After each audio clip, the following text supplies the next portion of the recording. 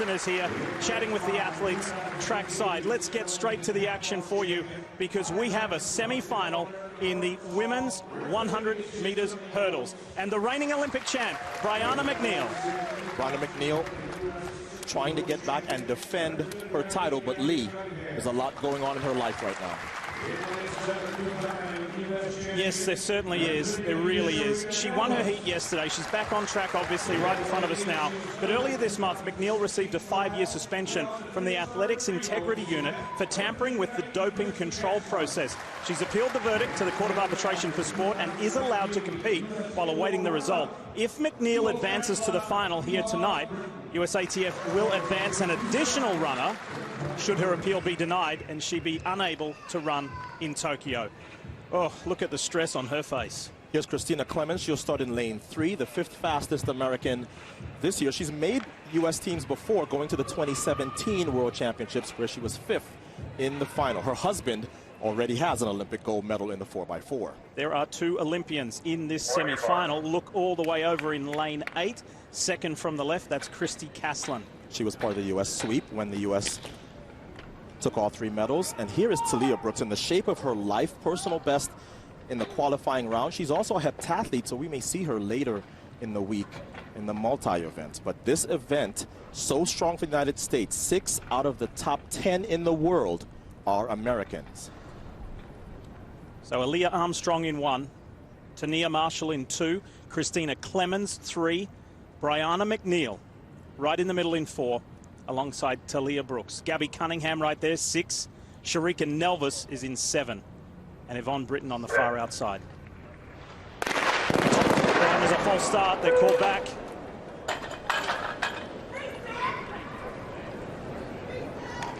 And we saw a false start, quite a contentious one yesterday in the women's 100 meters in the semi-final. Let's look on the outside in lane 9. So, you see the flinch. This is at the discretion of the starter. The starter can warn lane 9 Britain and say, ladies, come up and hold steady at the set command, or he can do what he did yesterday in the women's 100 final, semi-final, and disqualify an athlete. I think in this case, Britain is going to be shown a green card. Yeah, the green card. She has been? Out. Yeah, it's good. All right. So the 29-year-old from El Paso, Texas, gets to reset and do it again. She's on the far outside, lane 9, alongside Christy Caslin. She seems to be looking at her watch a whole lot. That incident yesterday that Ada was referring to was Aaliyah Hobbs. She was disqualified initially and then later reinstated to the final of the women's 100 meters. She did not finish in the top 3, by the way, to make it to Tokyo.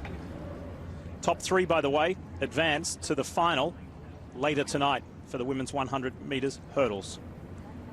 Will Brianna McNeil be in those 3?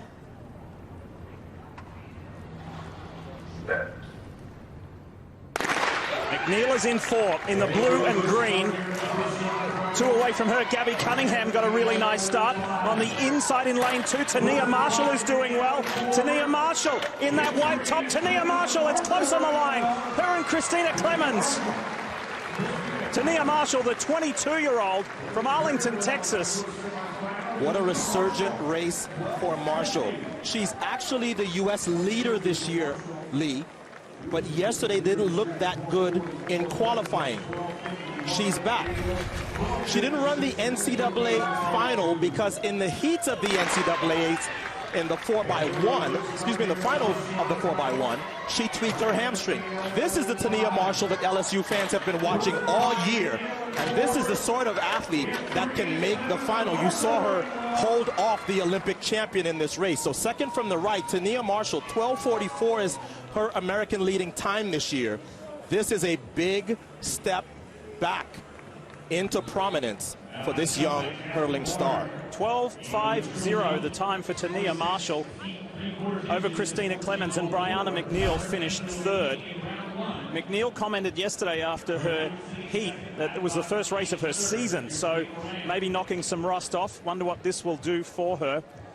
So Marshall, Clemens and McNeil Gabby Cunningham. So the next two fastest times, by the way, from the top three qualifiers go through, as I mentioned at the top of the show, at the beginning of the day, 24 spots available to go to Tokyo. And Kenny Harrison, the 28-year-old from North Carolina, has forgotten about 2016, Addo. She wants to go to Tokyo.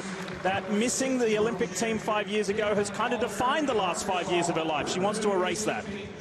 And she has lots of family here to root her on in Eugene. So Mum, Karen, Dad, Gary, they were hard-working people. And with 11 kids, they had to be pretty inventive as well. This was the family car. It was an old Marriott Hotels bus that was used to ferry the kids around. And everyone you see in purple, they're part of the Kenny crew. Lots of family here to wish Kenny Harrison all the best. In lane 4, the 23-year-old Anna Cockrell. The NCAA champion at both 100 hurdles and 400-meter hurdles. It's interesting that two ladies that doubled in the 100 and 200, Sturgis and T.T. Terry, didn't make the 100 final. So I'm curious to see how Anna Cockrell is handling coming off of that double just a week ago. She said yesterday, as we see the lane assignments for the full field, just one Olympian in here, by the way, that's Queen Clay. She starts in lane 2. Anna said yesterday she was so nervous, Addo, it took her to the 3rd hurdle to settle down. Wow.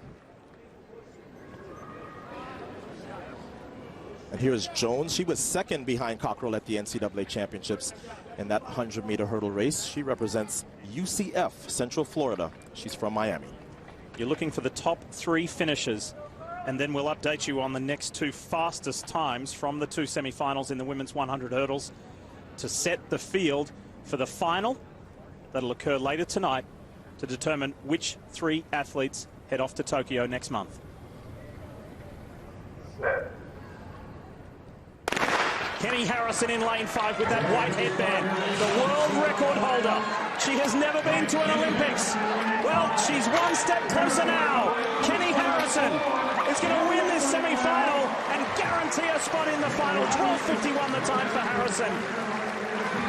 She said that she was too preoccupied 5 years ago about just finishing in the top 3, not winning. She said, I'm going to do different this time, Addo. I'm going to focus on winning and guarantee my spot to Tokyo. Lee, when you have a championship setting, the starter tends to put a lot of time in between set and the gun. That usually makes for just average starts. Kenny Harrison had anything but an average start here. Look at her put her foot into the ground first. From the very first step, she has created separation, and nobody is going to get back next to her. This looks like somebody ready to make her first Olympic team, but she has one more step, and that's the Olympic trials final. Top 3, Kenny Harrison, Anna Cockrell, and Peyton Chadwick will advance and get that automatic qualifying straight through to the final later tonight. The world record holder teaching class here at Eugene. That is how you overcome these 10 barriers and make it look easy. 12:50.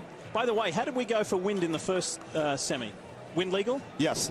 The last one was wind legal, and so was this one. 1.3, you see there. Top 3, so Harrison, Cockrell, Chadwick go through. We'll update you on the times for the others. There we go, Tania Marshall straight through to the final.